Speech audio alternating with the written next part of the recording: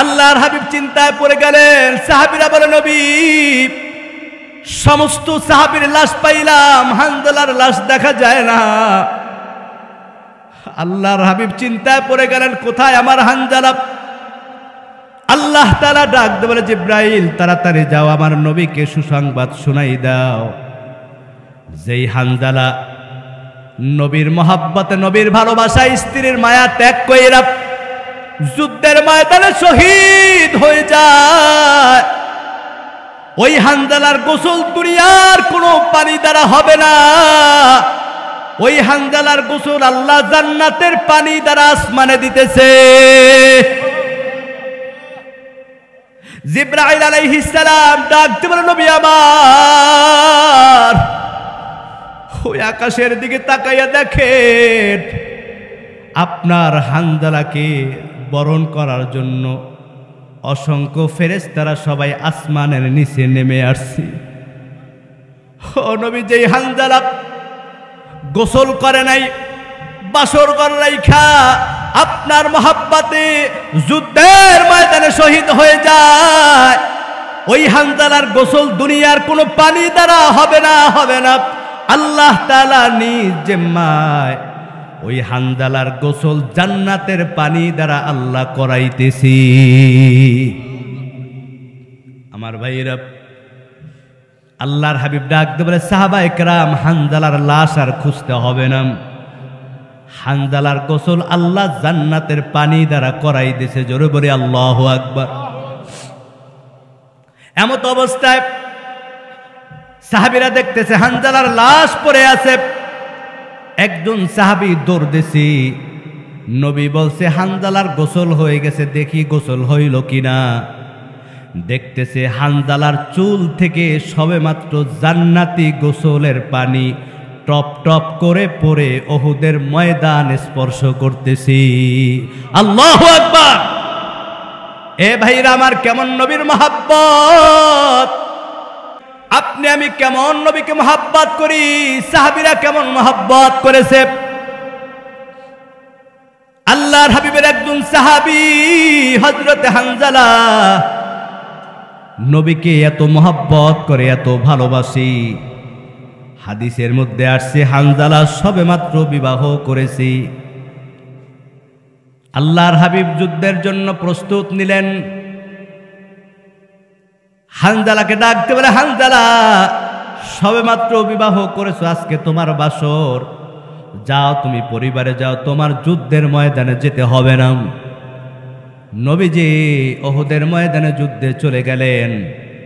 এদিক দিয়া উহুদের ময়দানে কাফেরদের সাথে যুদ্ধ করতে করতে করতে অসংখ্য সাহাবীরা দুনিয়া থেকে শহীদ হয়ে গেলেন।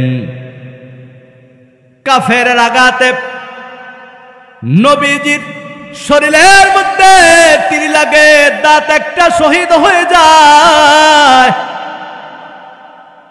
বিমকি দিয়া রক্ত বের হয়ে যায়। সাহাবীরা পাগল হয়ে গেছে। নবীর শরীর থেকে রক্ত বের হয়, নবী যদি না থাকে আমরা কার জন্য যুদ্ধ করব? সাহাবীরা পাগলের মতো সবাই কাফেরদের সাথে যুদ্ধ করতেছি। আমার ভাইরা, নবীজি অজ্ঞান হয়ে গেলেন। এদিক দিয়া খবর হয়ে গেল নবীজি দুনিয়ার থেকে বিদায় নিয়েছে। রাত যখন গভীর হয়ে যায়, ওই মদিনার পথ দিয়া হেঁটে যা কে যেন ডাক দিয়ে বলে, নবীর সাহাবীরা এখনো বসে আছো? উহুদের ময়দানে নবীজির দান দান মুবারক শহীদ হয়ে গেছে, নবী মনে হয় আর নাই। হানজালা বাসর ঘরে বিবির পাশে শোয়া। এই কথাটা শোনা মাত্র খাট দিয়া লাফ দিয়া দাঁড়িয়ে গেলেন। আল্লাহু আকবার। ডাক দিয়ে বলে, বিবি আমার, তাড়াতাড়ি বিদায় দে, তলোয়ার দে, ঢাল দে। যেই নবীর জন্য ঈমান পাইলাম, যেই নবীর জন্য ইসলাম পাইলাম, ওই নবী যদি না থাকে আমি হানজালা কার জন্য থাকবো? এ বিবি রে, তাড়াতাড়ি বিদায় দে। ওই নবীর শত্রুকে যতক্ষণ পর্যন্ত বিদায় করতে না পারবো আমি হানজালা আর ঘরে ফিরে আসব না। আল্লাহু আকবার। স্ত্রী ডাক দিয়ে বলে, স্বামী আমার, আপনি যুদ্ধের ময়দানে যাবেন, আমার কোনো আফসোস নাই, আমার কোনো বাধা নাই। তবে স্বামী আমার, আপনার গোসল ফরজ হয়ে গেছে। ও স্বামী, আপনি গোসল করে তারপরে যুদ্ধের ময়দানে যান, আপনার শরীরটা নাপাক হয়ে আছে। হানজালা ডাক দিয়ে বলে, ও স্ত্রী, আমি কার জন্য গোসল করব, পবিত্র হব? এদিক দিয়ে আমার নবী উহুদের ময়দানে নাই, শত্রুরা আমার নবীকে আঘাত করতেছে, কার জন্য গোসল করব? দেরি হয়ে যায়, আমার আর গোসল করার সময় হবে না। এমত অবস্থায় হানজালার স্ত্রী ডাক দিয়ে বলে, স্বামী আমার, আজকে প্রথম আপনার সাথে আমার পরিচয়। ও স্বামী, রাত্রবেলা বাসর ঘরে আসছেন, আপনাকে ভালো করে দেখতে পারি নাই। তবে স্বামী আমার, আপনি যুদ্ধে যাবেন, আমার কোনো আফসোস নাই। আপনার কাছে একটু অনুরোধ, আমার সামনে আসেন, আমি আপনাকে প্রাণ ভরে একটা বার দেখে নেই, যাতে কাল কিয়ামতের দিন আপনি যদি শহীদ হয়ে যান, আপনাকে হাসরের ময়দানে আমি চিনতে পারি। হানজালা ডাক দিয়ে বলে, বিবি আমার, এখন যদি তোমার সামনে দাঁড়াই, তোমার চেহারা দেখে মায়া লাগবে, যুদ্ধের ময়দানে যাইতে মনে চাবে না। ও বিবি আমার, শুনে রাখো, যদি আর উহুদের ময়দান থেকে ফিরে না আসি, আল্লাহ তাআলা কাল কিয়ামতের দিন তোমার সাথে জান্নাতে আল্লাহ পরিচয় করাই দিবি। আমার ভাইরা, হানজালা পাগলের মতো ছুটছে উহুদের ময়দানে। উহুদের ময়দানে গিয়া হানজালা অস্ত্র চালাইতেছে, কাফেরদের সাথে যুদ্ধ করতে করতে করতে করতে এক পর্যায়ে দুনিয়ার থেকে বিদায় হয়ে যায়। যখন যুদ্ধ শেষ হয়ে গেল, আল্লাহর হাবিব ডাক দিয়ে বলে, ও সাহাবায়ে কেরাম, দেখো কারা শহীদ হয়েছে। আমার সকল শহীদ সাহাবীকে গোসল ছাড়া দাফনের ব্যবস্থা করো। আমার ভাইরা, এমন মুহূর্তে একজন মহিলা করুণ সুরে ডাক দিয়ে বলে, ইয়া রাসূলুল্লাহ, সকল সাহাবীকে গোসল ছাড়া দাফন করলো, নবী আমার হানজালাকে আপনি গোসল ছাড়া দাফন দিয়েন না, কারণ আমার হানজালা আপনার প্রেমে পাগল হয়ে বাসর ঘর থেকে দৌড়াই আসছে। নবী, আমার হানজালাকে গোসল দিয়া তারপর আপনি তাকে দাফন দেন। আল্লাহর হাবিব ডাক দিয়ে বলে, সাহাবীরা দেখো কোথায় হানজালার লাশ দেখা যায়। সাহাবীরা খুঁজতেছে, উহুদের ময়দানে কোথায় হানজালার লাশ পাওয়া যায় না। নবীজি চিন্তায় পড়ে গেলেন, হানজালার লাশ কোথায় গেল। হানজালার স্ত্রী চোখের পানি ফালাইয়া ডাক দিয়ে বলে, মালিক, সমস্ত সাহাবীর লাশ দেখা যায়, আমার হানজালার লাশ নাই। আল্লাহ না জানে তুমি আমার হানজালার উপর রাগ করেছো, বেজার হয়েছো, কারণ আমার হানজালা গোসল ছাড়া অপবিত্র যুদ্ধের ময়দানে আসছে গো আল্লাহ। হানজালার বিবি হাউমা করে কাঁদতেছে। আল্লাহর হাবিব চিন্তায় পড়ে গেলেন। সাহাবীরা বলে, নবী, সমস্ত সাহাবীর লাশ পাইলাম, হানজালার লাশ দেখা যায় না। আল্লাহর হাবিব চিন্তায় পড়ে গেলেন, কোথায় আমার হানজালা। আল্লাহ তাআলা ডাক দিয়ে বলে, জিব্রাইল, তাড়াতাড়ি যাও, আমার নবীকে সুসংবাদ শোনাই দাও, যেই হানজালা নবীর মহাব্বতে, নবীর ভালোবাসায়, স্ত্রীর মায়া ত্যাগ কইরা যুদ্ধের ময়দানে শহীদ হয়ে যায়, ওই হানজালার গোসল দুনিয়ার কোনো পানি দ্বারা হবে না। ওই হানজালার গোসল আল্লাহ জান্নাতের পানি দ্বারা আসমানে দিতেছে।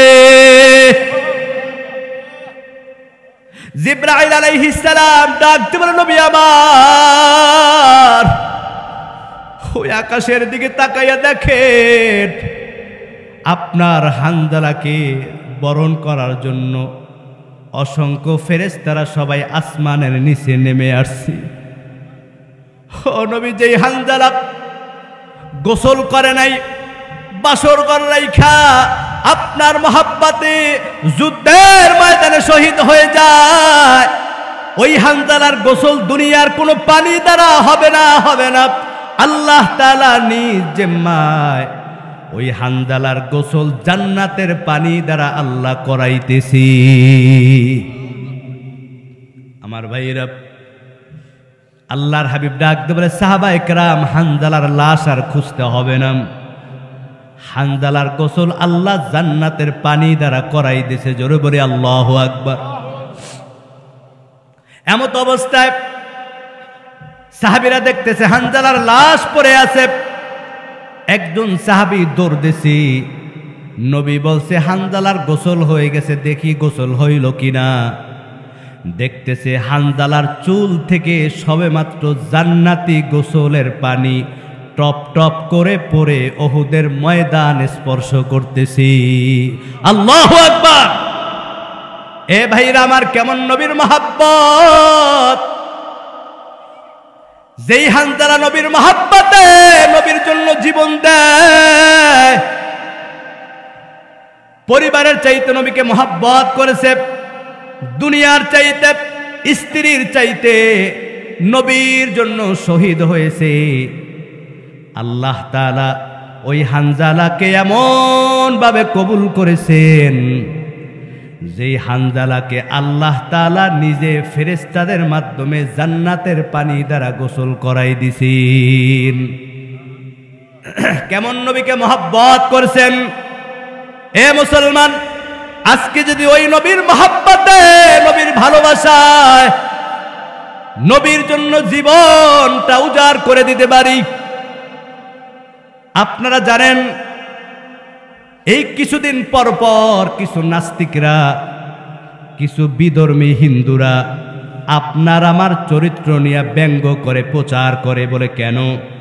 এটা মুসলমানদের মধ্যে একটা দাঙ্গা লাগানোর জন্য।